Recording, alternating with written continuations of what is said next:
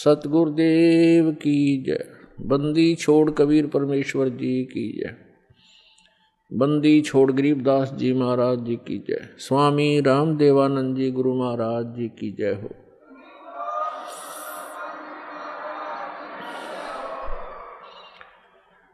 गरीब नमो नमो सतपुरुष को नमस्कार। गुरु की नहीं सुर नर मुनि जन साधुआं संतों सर्वसदी नहीं।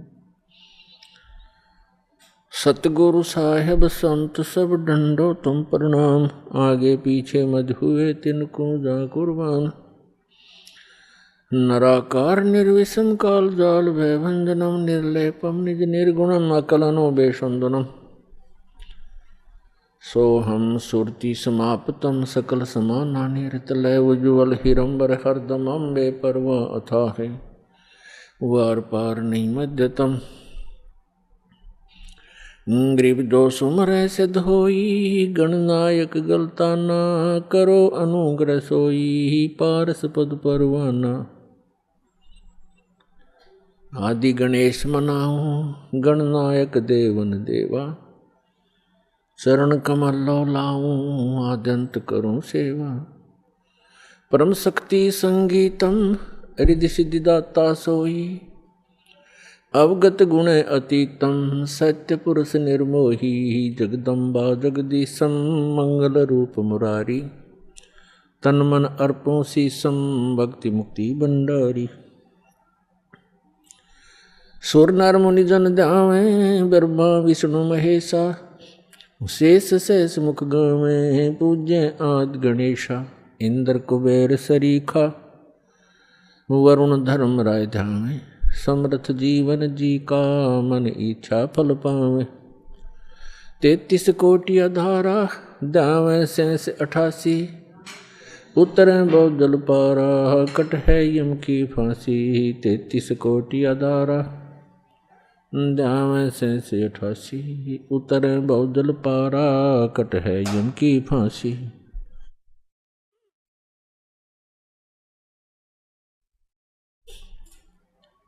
कर जोरूं विनती करूं धरूं चरण पर शीश।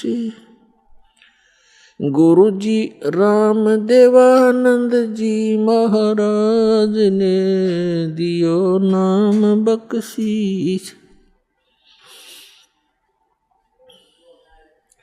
कोटि कोटि सिजदा करूं कोटि कोटि प्रणाम।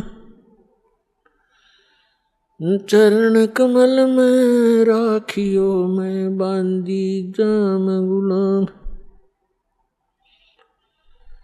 कुत्ता हूँ गुरुदेव का रामपाल दास का नाम। गले प्रेम की जेवड़ी जाखें चोहा जाऊं। तो करो तो बावड़ू दूर दूर करो तो जाऊं। ज्यों राखो त्यों ही रहूं जो देवो सो खाऊं। जय इब कै सतगुरु मिले सब दुख आखूं रोए। चरणों पर शीस धरूं कहूं जो कहनी हो। कबीर साईं मिलेंगे पूछेंगे कुशलोत। आदि अंत की सब कहूं अपने दिल की बात।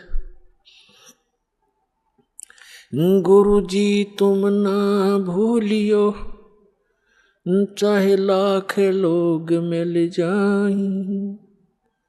हमसे तुमको बहुत है तुम जैसे हमको नहीं। तुमरे विसारे क्या बने मैं किसकी शरण में जाऊं। शिव ब्रंच मुनि नारदा तिनके हृदय ना समाऊं। अवगुण किए तो बहुत किए, करते न मनी हार, बावे बंदा बख्श दियो, बावे गर्दन तोर। अवगुण मेरे बाप जी, बख्शो गरीब नवाज, जो मैं पूत कुपूत हूँ, बोहड़ पिता को लाजी। मैं अपराधी जन्म का, नख सिक भरे विकार, तुम दाता दुख भंजना, मेरी करो संभार। सूरत करो मम साइया, हम हैं भवजल माही, आप ही बह जाओगे जो तुम न पकड़ोगे बाण।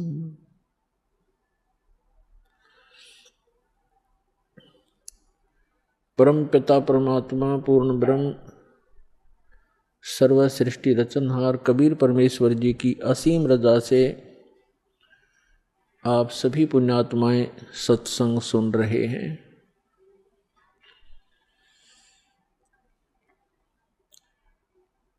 सत्संग उन्हीं पुण्यात्माओं को प्राप्त होता है जिन पर परमेश्वर की असीम रजा होती है। परमेश्वर की असीम रजा किन पुण्यात्माओं पर होती है? जो पूर्व जन्म के भक्ति युक्त होते हैं। क्योंकि मनुष्य जीवन दो प्रकार से प्राप्त होता है। एक तो पूर्व जन्म के शुभ संस्कारों के आधार से प्राप्त होता है, दूसरा टर्न वाइज होता है। एक विधान है प्रभु का, परमात्मा का, कि प्रत्येक प्राणी को 84 लाख प्रकार के प्राणियों के जीवन में एक पूरा चक्कर लगा लेने के उपरांत एक मानव शरीर अवश्य प्राप्त होता है। ये परमेश्वर कबीर जी की हम प्राणियों पर एक विशेष रजा है, और जिस कारण से विवश होकर के इस काल ने हमें एक मनुष्य जीवन देना ही पड़ता है। और वो मानव शरीर ही हमारे लिए एक गोल्डन चांस होता है, एक स्वर्ण अवसर होता है शुभ कर्म करने का, दान धर्म करने का और मोक्ष प्राप्त करने का। और मानव शरीर प्राप्त करके भी हम मोक्ष प्राप्ति नहीं करते तो भारी भूल है प्राणी की। उसका कारण क्या है? उसका कारण ये है कि जो मानव शरीर प्राप्त प्राणी जो पूर्व जन्म के संस्कार से मानव शरीर प्राप्त किए हुए हैं, वो परमात्मा की भक्ति के लिए अवश्य कहीं ना कहीं जुड़ जाते हैं। चाहे वो अपनी परंपरागत साधनाएं करें या कोई गुरु बना करके उसके बताए अनुसार भक्ति करें, वो भक्ति के बिना, भगवान के बिना वो रह नहीं सकते। चाहे वो दुख में सुमरन कर रहे हों, चाहे वो सुख में कर रहे हों। और दूसरी प्रकार के जो प्राणी होते हैं टर्न वाइज, यानी नंबर 84 लाख योनियों में कष्ट उठा करके वो फिर मानव शरीर जो प्राप्त किए हुए होते हैं वो भक्ति नहीं करते। उनका स्वभाव पशुओं जैसा ही होता है, बकवाद करना, शराब पीना, मांस खाना, झगड़े करना, बेमतलब किसी के साथ खसना। जैसे पशु जा करके दूसरे को बेमतलब टक्कर मार देते हैं, झगड़े बढ़ जाते हैं, तो वो प्राणी उस टाइप के ही झगड़े करवाते हैं। शांति प्रिय घर में भी वो आग लगा देते हैं। तो जो पुण्यात्माएं परमात्मा के लिए लगी हुई हैं और वो साधना गलत कर रहे हैं, श्रीमद् भगवत गीता अध्याय नंबर 16 के श्लोक नंबर 23 और 24 में प्रमाण है कि शास्त्र विधि को त्याग कर जो मनमाना आचरण करते हैं, मनमानी पूजाएं करते हैं, जो शास्त्रों में प्रमाणित नहीं है वो साधनाएं करते हैं, उनको न तो कोई सुख प्राप्त होता है, न कोई सिद्धि प्राप्त होती है, और न ही उनकी परम गति होती है। अर्थात व्यर्थ, यूजलेस है वो साधनाएं। जो साधक शास्त्र विधि त्याग कर, चाहे वो स्वयं साधना कर रहे हैं या किसी नकली डुप्लीकेट गुरु बनाकर वो उनके बताए अनुसार शास्त्र विरुद्ध साधना कर रहे हैं, तो वो अपना जीवन नाश कर रहे हैं। और जो सीधे ही 84 लाख योनियों से निकलकर मनुष्य शरीर प्राप्त करते हैं, वो तो भक्ति करते ही नहीं, उनका तो वैसे ही जीवन नाश हो ही रहा है।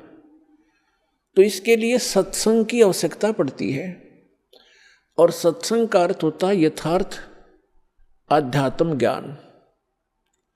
और यथार्थ अध्यात्म ज्ञान केवल परमात्मा ही बता सकता है।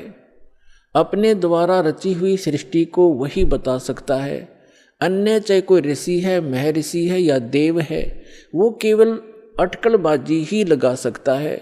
जैसे साइंटिस्ट हैं, ये पहले देव आत्माएं थी, उस शरीर को भोग कर ये मनुष्य शरीर में आ गए हैं। अब ये जो ट्राई कर रहे हैं, ये केवल अटकलबाजी ही लगा सकते हैं, परमात्मा के विधान को ये जान नहीं सकते। ठीक इसी प्रकार जो ऋषि महर्षियों ने साधनाएं की, अभ्यास किए, मेडिटेशन हठ योग किए, उनको जैसी उपलब्धि हुई, जैसे आजकल साइंटिस्ट ट्राई कर रहे हैं, ऐसे ही ऋषियों ने ट्राई किया था, तो वो भी सिर पटक कर बैठ गए, उनको कुछ हासिल नहीं हुआ। अंत में ऊट पटांग व्याख्या बना करके सब मानव को संतुष्ट कर दिया। इसी प्रकार ये साइंटिस्ट कुछ दिनों में अपना जो निष्कर्ष है निकाल कर फाइनल कर देंगे, पर परमात्मा के विधान को परमात्मा ही बता सकता है, जीव नहीं जान सकता। तो वो परमात्मा अपने विधान और सत्संग को सुनाने के लिए स्वयं ही आते हैं। ये हमारे सदग्रंथ भी प्रमाणित करते हैं, क्योंकि जैसे पवित्र वेद है, ये गॉड गिवन स्पिरिचुअल नॉलेज है, परमात्मा का दिया हुआ अध्यात्म ज्ञान है, चारों वेद। और पांचवा वेद नष्ट कर दिया गया यहाँ के स्वामी द्वारा। यहाँ का स्वामी कौन है? वो ब्रह्म है, जिसको ज्योत स्वरूपी निरंजन अर्थात काल भी कहते हैं। इसको ये डर बना रहता है कि कहीं मेरे अंतर्गत जितने भी ये प्राणी फंसे हुए हैं, इनको परमात्मा का वास्तविक ज्ञान ना हो जाए। यदि इनको वास्तविक ज्ञान हो गया और जो सुख में सथल है, सत्यलोक अविनाशी परमात्मा का जो शाश्वत स्थान है, जहाँ कोई दुख नहीं, वहाँ वृद्ध अवस्था और मृत्यु नहीं, इसको डर बना रहता है कि यदि इनको उस स्थान का पता लग गया तो यहाँ कोई नहीं रहेगा। जिस कारण से ये कुछ पुण्य आत्मा होती हैं, उनको यहाँ भेज देता है, उनको गुरु पद प्राप्त करवा देता है, फिर वो शास्त्र विरुद्ध साधना बता के पूरे मानव मात्र को भ्रमित कर देते हैं। उसके लिए परमात्मा आते हैं। जो पवित्र चारों वेद हैं, ये गॉड गिवन है, कबीर गॉड गिवन, कबीर परमात्मा के द्वारा दिया हुआ ज्ञान है। इस काल ने पांचवा वेद समाप्त कर दिया, जिसको सूक्ष्म वेद कहते हैं, जिसको तत्व ज्ञान कहते हैं। उसकी पूर्ति के लिए, उसके अभाव से जो हम यहाँ भटक रहे हैं, उसकी पूर्ति के लिए परमात्मा स्वयं आते हैं। परमात्मा को आज तक जितने भी ऋषि महर्षि, जितने भी धर्म ग्रंथ हैं, जितने भी ऋषि महर्षि हैं, उन्होंने निराकार बताया है कि उसका कोई आकार नहीं है। और जितने भी हमारे धर्म ग्रंथ हैं, उन्होंने परमात्मा को साकार बताया है, नर आकार बताया है, सहशरीर बताया है, उसका नाम कबीर बताया है। तो ब्रह्मा जी भी अपनी माता दुर्गा जी से कहते हैं कि माता जी, जब मैं वेद पढ़ता हूँ और फिर आपका अनुभव सुनता हूँ और मैं भी अभ्यास करके जो अनुभव करता हूँ उसमें बहुत विरोधाभास है, वो कुछ विपरीत ही ज्ञान है और हमारा जो अनुभव है वो उसके विपरीत है। तो दुर्गा जी को भी सख्त हिदायत है इस काल भगवान की, क्योंकि ये इसकी पत्नी है ब्रह्म की। इसको सख्त हिदायत है कि वास्तविक जानकारी उस परमात्मा की कभी नहीं बताना। तो ये भी अपने पुत्रों को यथार्थ ज्ञान ना बता करके इसी की महिमा सुनाती है कि वो तो निराकार है, वो सामने आता नहीं, वो कभी दिखाई नहीं देता।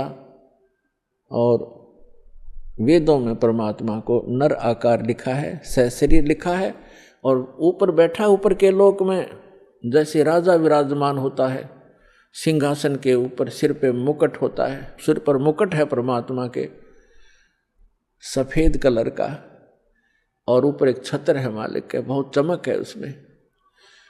जैसे यहाँ झिलमिल झिलमिल होती है ऐसे उस परमात्मा के मुकुट और छत्र के अंदर झिलमिल होती है। कभी उसका सुनहरी रंग बन जाता है, कभी वाइट बिल्कुल सफ़ेद कलर हो जाता है। तो इस प्रकार उस परमात्मा की स्थिति है, और वेद भी यही बताते हैं। तो वेद जो हैं, जो 4 वेद हैं, ये परमात्मा की महिमा तो बताते हैं कि परमात्मा ऐसा है, उसका ये रूप है, वो कहाँ रहता है, वो क्या लीला करता है, लेकिन वो मिलता कैसे है ये वर्णन इन 4 वेदों में नहीं है। फिर इसके बिना ये वेद क्या है? फिर जैसे किसी ने बता दिया आपके अमुक रोग है, उसके ये लक्षण हैं, और औषधि है नहीं, तो खाक बताया, वो क्या फायदा हुआ उस रोग के बताने का?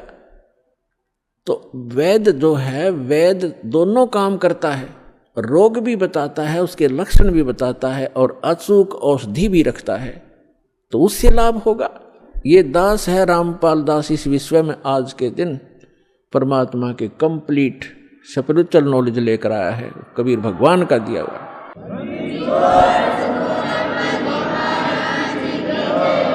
और परमात्मा स्वयं आते हैं, वो ज्ञान देते हैं। जैसे ऋग्वेद मंडल नंबर 9 सूक्त नंबर 86 के 86 के मंत्र 26 और 27 में, ऋग्वेद मंडल नंबर 9 सूक्त 54 के मंत्र 3 में, ऋग्वेद मंडल नंबर 9 सूक्त 82 के 82 के मंत्र नंबर 1, 2, 3 में, ऋग्वेद मंडल नंबर 9 सूक्त 94 के मंत्र 1 में, ऋग्वेद मंडल नंबर 9 सूक्त 95 के मंत्र 2 में, ऋग्वेद मंडल नंबर 9 और सूक्त 20 मंत्र 1 में, ऋग्वेद मंडल नंबर 9 सूक्त 1 मंत्र 8 और 9 में, ऋग्वेद मंडल नंबर 9 सूक्त 96 यानी 96 के मंत्र 16 से लेकर 20 में, और भी अनेक स्थानों पर ये स्पष्ट किया हुआ वेदों में कि वो परमात्मा ऊपर के लोकों में रहता है और वहाँ राजा के समान सिंहासन पर विराजमान है, देखने में राजा के तुल्य है, सुंदर शरीर है, नर आकार है, वहाँ से शरीर चल कर आता है, और वो 3 प्रकार से लीला करता है अपने सभी आत्माओं को यथार्थ ज्ञान देने के लिए, हमें यहाँ धारण पोषण करने के लिए, हमारी संभाल करने के लिए वो 3 प्रकार का शरीर अपना बनाता है। एक रूप में परमात्मा स्थायी रहते हैं ऊपर के लोक में, सबसे ऊपर के स्थान पर एक बहुत बड़ा गुम्बद है मंदिर नुमा, और उसके सेंटर में परमात्मा का तख्त है। तख्त मीन सिंहासन, जैसे कहा करते ना दिल्ली के तख्त पर बाबर बैठा इतने सन में, तख्त मीन सिंहासन पर। तो वो बीच में बैठे परमात्मा सिंहासन पर, और सिर पर छत्र है जैसे आप ऊपर देख रहे हैं, और सिर पे मुकुट है परमात्मा के, देखने में राजा के समान है परमात्मा। वहाँ से तो एक प्रकार वहाँ उस शरीर में है, और उन परमात्मा का नर आकार है, मनुष्य सदृश है वो। उनके एक रोम में, एक रोम कहते हैं बाल में, एक रोमकूप समझो, एक रोमकूप में करोड़ों सूर्य मिला दे और करोड़ चंद्रमा की रोशनी, दोनों मिला करके मिली जुली रोशनी भी एक रोम के बराबर नहीं है। शोभा है परमात्मा के शरीर की, इतनी शोभा है। और वही परमात्मा अपना अन्य रूप धारण करके दो और स्थिति मेंटेन करता है। एक तो प्रत्येक युग में, सतयुग, त्रेता, द्वापर और कलयुग में, प्रत्येक युग में एक लीला करता है, ऊपर के अपने लोक से आता है, अन्य रूप धारण करता है। और एक कमल के फूल के ऊपर, कमल का फूल जल में होता है, कमल के फूल के ऊपर आकर के परमात्मा विराजमान हो जाते हैं नवजात शिशु के रूप में। और वहां से उनको निसंतान दंपति उठा ले जाते हैं और धीरे धीरे परमात्मा एक लीला में शरीर से अपने लीला करते हुए बड़े होते हैं। एक जन साधारण जैसी भूमिका करते हैं, अपने हाथों से निर्वाह करके वक्त अनुसार, योग अनुसार जैसे भी उस समय क्रियाएं होती हैं, अपना एक आम नागरिक की तरह, एक भक्त की तरह रहते हुए अपना जीवन व्यापन करते हैं, अपना निर्वाह करके दिखाते हैं। और फिर वो धीरे धीरे बालक रूप थोड़ा सा बड़े होते हैं, 5-4 वर्ष की आयु में ही बड़े बड़े विद्वानों को अध्यात्म ज्ञान में पराजित कर देते हैं, उनके छक्के छुड़ा देते हैं। फिर वो बड़े होकर के तत्वदर्शी संत कहलाते हैं, अपनी महिमा आप ही बताते हैं। अपनी महिमा को वो लोकोक्तियों के माध्यम से, दोहों के माध्यम से और शब्दावली के माध्यम से, यानी पद्य भाग में सुनाते हैं, जिस कारण से वे एक कवियों में से भी एक प्रसिद्ध कवि की पदवी प्राप्त करते हैं, लेकिन वो होते हैं परमात्मा। क्योंकि कवियों के ज्ञान में, उस ज्ञान से पता चलता है, कवि अपने स्तर की केवल एक पोइम बना सकते हैं, अध्यात्म ज्ञान नहीं बता सकते। और कबीर परमात्मा को कवि कहने लगे हम अज्ञानता से।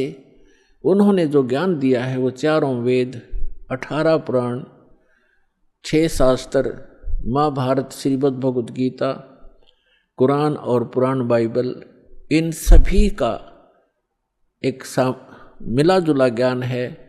जो उनके अंदर ज्ञान है वो तो ज्ञान इसमें है ही है, परमात्मा के द्वारा दिए ज्ञान में। जो उनके अंदर ज्ञान उपलब्ध नहीं है, जो भक्ति विधि नहीं है और वो तत्व ज्ञान है, वो भी बता रखा है। तो वो परमात्मा थे, भले ही हम उनको कवि कहने लगे। तो जिस प्रकार परमात्मा दूसरी प्रकार की जो स्थिति है, प्रत्येक युग में एक बालक रूप धारण करते हैं, धीरे धीरे बड़े होते हैं। तो उस समय जब वो बालक रूप में प्रकट होते हैं, ये भी एक उनका उन भगवान के पहचानने के लक्षण हैं कि वो बचपन में किसी माँ का दूध नहीं पीते, कंवारी गायों का दूध पीते हैं। तो कंवारी गायों के दूध से उनके परवरिश की लीला होती है। ये वेद बताते हैं। ऋग्वेद मंडल नंबर 9, सूक्त नंबर 1, मंत्र 8 और 9 में ये दोनों प्रमाण हैं। 3 प्रकार की शरीर परमात्मा धारण करते हैं और नवजात शिशु रूप में जब प्रकट होते हैं उस समय उनकी परवरिश की लीला कंवारी गायों से होती है। और परमात्मा कबीर जी ने 600 वर्ष पहले जब वो आए थे, ये लीला की थी, उन्होंने यही लीला की थी। 25 दिन के हो गए थे, कुछ आहार किया नहीं, माता पिता चिंतित हो गए। तब भगवान शिव आए शिवपुरी से, कबीर परमात्मा के आदेश से, क्योंकि यहाँ के जैसे एक प्रांत के मंत्री होते हैं, तो जैसे प्रधानमंत्री यहाँ आएगा तो उसकी व्यवस्था यहाँ के मुख्यमंत्री और मिनिस्टर वही करवाते हैं, आगे खड़े हो जाते हैं। तो इस प्रकार ये यहाँ के मंत्री हैं। श्री ब्रह्मा जी रजोगुण विभाग के, श्री विष्णु जी सतोगुण विभाग के और श्री शिव जी ये तमोगुण विभाग के। जो नीरू और नीमा नाम के जो दुल्हा थे वो उसी जन्म में ब्राह्मण थे, गौरी शंकर और सरस्वती उनका नाम था। मुसलमानों ने उनको जबरदस्ती बाई फोर्स उनको मुसलमान बना दिया था। हिंदुओं ने उनको अपने जाति से अलग कर दिया था। तो पहले वो उनकी रोजी रोटी कथा करके प्राप्त उस दक्षिणा से चला करती थी, वो बंद होगी। इसलिए उन्होंने जुलाहे का कार्य शुरू किया था और जिस कारण से वो जुलाहा कहलाए। तो वो शिव के पुजारी थे ब्राह्मण, जब वो ब्राह्मण थे, लेकिन भले ही मुसलमान बन गए थे, लेकिन भगवान शिव की याद उनको फिर भी सता रही थी। तो भगवान शिव से उन्होंने अर्ज की थी, नीरू और नीमा ने, कि हे भगवान, हे शिव जी, पहले तो हमारे कोई संतान नहीं थी, आपने दया बख्शी, कमल के ऊपर ये बालक दे दिया, अब ये खा कुछ नहीं रहा, 25 दिन हो गए, उसके मुंह की तरफ देख रहे हैं, रो रहे हैं। तो तब परमात्मा की प्रेरणा से भगवान शिव वहाँ आए और परमात्मा को गोदी में लेकर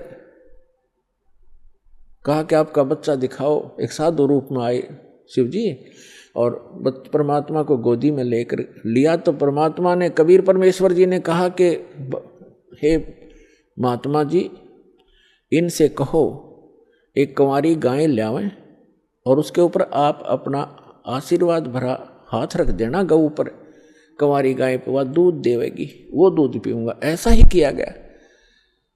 तो ये पुण्यात्मा आज से 600 वर्ष पहले घटी घटना है, आज की कोई लोक वेद नहीं, दंत कथा नहीं जो दास आपको सुना रहा है।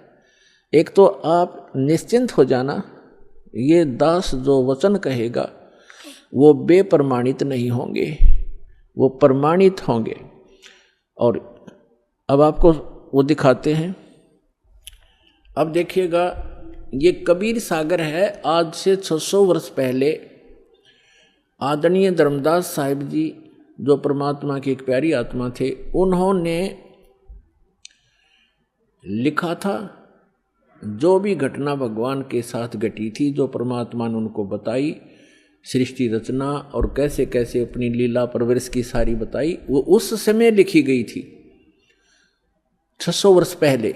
और आज हमारे सदग्रंथ कबीर सागर के अंदर आपको प्रमाणित करते हैं। देखिएगा, ये कबीर सागर संपूर्ण 11 भाग, खेमरा श्री कृष्ण दास प्रकाशन, मुंबई।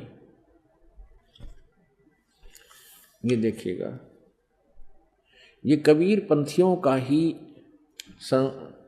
प्रकाशित है। कबीर पंथी भारत पथिक स्वामी युगलानंद बिहारी द्वारा प्रस्कृत। मुद्रक एवं प्रकाशक हैं खेमराज कृष्णदास, अध्यक्ष श्री वेंकटेश्वर प्रेस, खेमराज श्री कृष्णदास मार्ग, मुंबई। ये ऐसे ठीक। अब इसके हम आपको ले चलते हैं 74 पृष्ठ पे। जैसे थोड़ा मौखिक बताते हैं कि परमात्मा नवजात शिशु रूप धार करके कमल के फूल पर प्रकट हुए थे। नीरू और नीमा ये 2 जुलाहा थे, दंपति थे, पति पत्नी थे। नीरू पति का नाम, नीमा उसकी पत्नी का। तो अब जब बच्चे ने कुछ खाया पिया नहीं कुछ दिन तक, तब रामानंद जी के पास वो नीरू गया, क्योंकि साधु संतों से ही ऐसी कोई दिक्कत होती है, उनसे सलाह लेते हैं। तो स्वामी रामानंद जी एक बड़े महापुरुष, विद्वान पुरुष माने जाते थे, वेदों, गीता और पुराणों के, और बहुत सुप्रसिद्ध महात्मा महर्षि कहलाते थे। पंडित जी थे। पंडित जी उस समय जो ब्राह्मण गुरु होते थे, वो अन्य जाति वालों को शिष्य तो नहीं बनाते थे, लेकिन उनको जंतर मंत्र अवश्य बताते थे। अब देखिएगा, ये कबीर सागर है, इसके 74 पृष्ठ पर ज्ञान सागर, ये ब्रैकेट के अंदर जो पृष्ठ है ये 74 पृष्ठ, और ये ज्ञान सागर नामक एक चैप्टर है।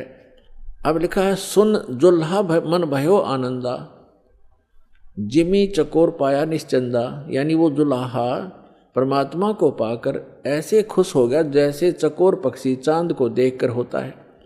ले सुध चले हर्ष मन कीना, अर्थासों पुन असबोल ही लीना। सुत काशी को ले चले लोग देखण ते आव, अन्न पानी भक्षय नहीं, भखे नहीं, अन्न पानी खावे नहीं, जुल्हा शोक मनावे। अब जब परमात्मा को नीरू और नीमा लेकर आ गए, ऐसा सुंदर शरीर था परमात्मा का कि कोई बच्चा उन जैसा खूबसूरत नहीं था, जिस कारण से आसपास के नगरी के सभी लोग उसको देखने के लिए आने लगे। और नीरू और नीमा को चिंता बनी हुई थी कि बालक कुछ खा नहीं रहा, ये कुछ दिन का ही मेहमान है, वो इससे दुखी थे। देखिएगा, सुत काशी को ले चले, लोग देखण ते आव, अन्न पानी भक्षय नहीं, दुल्हा शोक मनावे। कुछ खा नहीं रहा इसलिए दुल्हा दुखी हो रहा था। तब दुल्हा मन कीन तिवाना, रामानंद सो कही उत्पाना। स्वामी रामानंद जी के पास जाकर सारा कुछ कहानी बताई।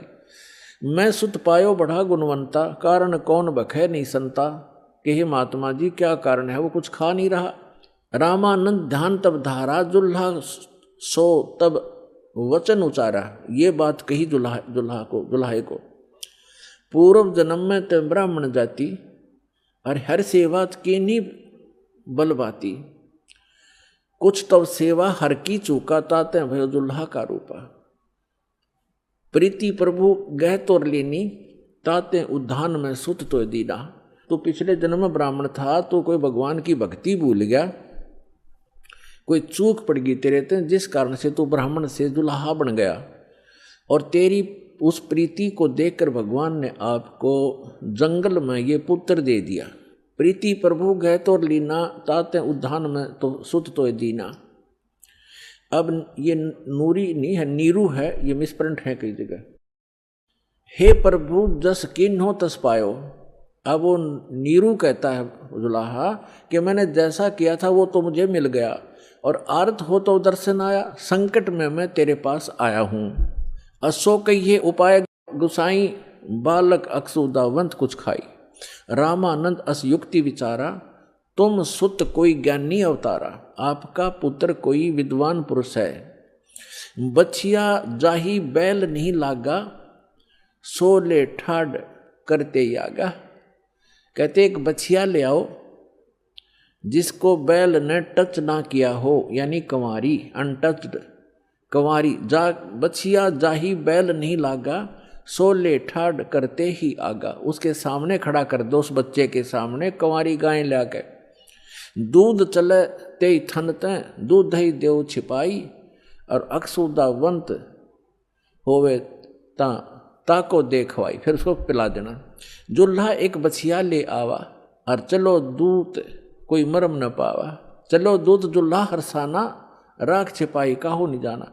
अब यहाँ दूत शब्द है, ये लेखकों ने क्योंकि कुछ इसमें गड़बड़ कर दिया, जैसे ये कबीर पंथियों ने थोड़ी बहुत इसमें अपनी बुद्धि से दोबारा प्रिंट कराते समय कुछ परिवर्तन करने की चेष्टा की है। अब वो दूत कौन था? गरीबदास साहिब जी गांव छुड़ाने जिला जज्जरवाड़े को वही परमेश्वर पुनः आकर के मिले। अब जैसे दास बता रहा है कि 3 प्रकार की स्थिति से वो परमात्मा हमारी सबकी संभाल करता अपने बच्चों की।